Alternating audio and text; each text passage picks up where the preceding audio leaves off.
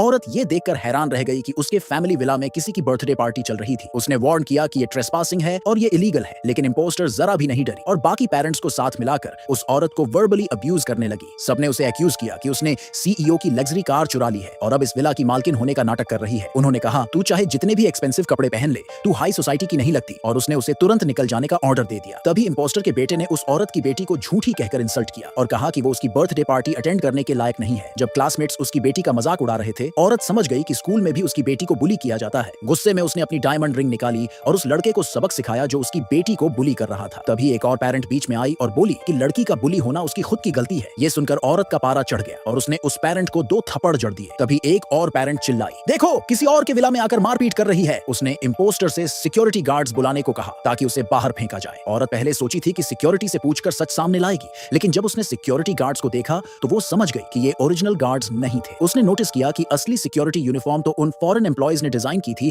जिन्हें उसने हायर किया था। इसका मतलब था कि इम्पोस्टर ने बाहर से सिक्योरिटी बुला ली थी। लेकिन बाकी पेरेंट्स इम्पोस्टर को ही असली मालकिन मान रहे थे और औरत पर सीईओ की वाइफ को डिफेम करने का इल्जाम लगाने लगे। इम्पोस्टर ने अपना झूठ बचाने के लिए सिक्योरिटी गार्ड्स को औरत पर हमला करने का ऑर्डर दे दिया, लेकिन औरत झट से चिल्लाई, रुको। उसने बताया कि ये विला सीईओ की बहन मैनेज करती है तो वो खुद उसे कॉल करेगी। लेकिन जैसे ही उसने सीईओ की बहन को कॉल किया, कॉल नहीं लगी। बाकी पेरेंट्स हंसने लगे, देखो इसका झूठ पकड़ में आ गया, इसका मतलब इसको सीईओ की बहन का नंबर तक नहीं पता। तभी इम्पोस्टर ने भी सीईओ की बहन को कॉल किया और फोन उठते ही सीईओ की बहन ने उसे सिस्टर इन लॉ के नाम से विश किया और उसके बेटे को भी बर्थडे विश भी किया। औरत दंग रह गई, ये कैसे हो सकता है? असल में इम्पोस्टर का हस्बैंड सीईओ का ड्राइवर था और सीईओ की बहन का ड्राइवर से अच्छा रिलेशन था, इसलिए उसने बिना सोचे उसे विश कर दिया। अब सब पेरेंट्स औरत को फ्रॉड कहने लगे। तभी उसकी बेटी ने चिल्लाकर कहा, सीईओ की बहन मेरी बुआ है, लेकिन कोई उसकी बात मानने को तैयार नहीं था। औरत ने सोचा कि शायद उसकी बहन बिजी होगी तो उसने दोबारा कॉल करने का सोचा, लेकिन इम्पोस्टर ने झट से उसका फोन छीनकर जमीन पर पटक दिया और तोड़ दिया। फिर उसने एक डंडा उठाया और बोली, अब तुझे सबक सिखाना पड़ेगा। इम्पोस्टर ने लड़की पर चोरी का इल्जाम लगाया और कहा कि वो स्कूल में भी चोरी करती है। औरत ने गुस्से में डंडा छीन लिया और सिक्योरिटी गार्ड्स को पीछे हटने को कहा। बाकी पेरेंट्स इम्पोस्टर को खुश करने के लिए लड़की पर झूठे इल्जाम लगाने लगे। उन्होंने कहा, जब सीईओ आएंगे तो तुम्हारी सच्चाई सामने आएगी। लेकिन औरत को कोई टेंशन नहीं थी। उसने कहा, ठीक है, सीईओ को बुलाओ। इम्पोस्टर को डर था कि उसका सच सामने आ जाएगा, इसलिए उसने जल्दी से टीचर की तरफ इशारा किया। टीचर ने इम्पोस्टर से पहले ही गिफ्ट ले लिया था, इसलिए अब वो उसका साथ देने को मजबूर थी। टीचर ने झूठ बोलते हुए कहा, हाँ मैंने खुद इसे चोरी करते देखा था। फिर उसने लड़की से जबरदस्ती कबूल करवाने की कोशिश की। लड़की ने सफाई देने की कोशिश की, लेकिन टीचर ने उसकी बात मानने से इनकार कर दिया। उसने कहा, मैंने इसे इम्पोस्टर के बेटे का सफायर नेकलेस अपने बैग में रखते देखा था। तभी इम्पोस्टर के बेटे ने भी कंफर्म किया, हाँ इसने मेरी चीजें चुराई हैं, ये हमारी स्कूल के लायक नहीं है। बाकी क्लासमेट्स भी हंसने लगे और बोले, इसे हमारी स्कूल से निकाल दो। औरत जानती थी कि उसकी बेटी बेगुनाह है। उसने टीचर से पूछा, तुम ये सब बोल कैसे सकती हो? इम्पोस्टर के दबाव में आकर टीचर ने लड़की को जोर से धक्का दिया। लड़की नीचे गिर गई और तभी उसके बैग से सफायर नेकलेस बाहर आ गिरा।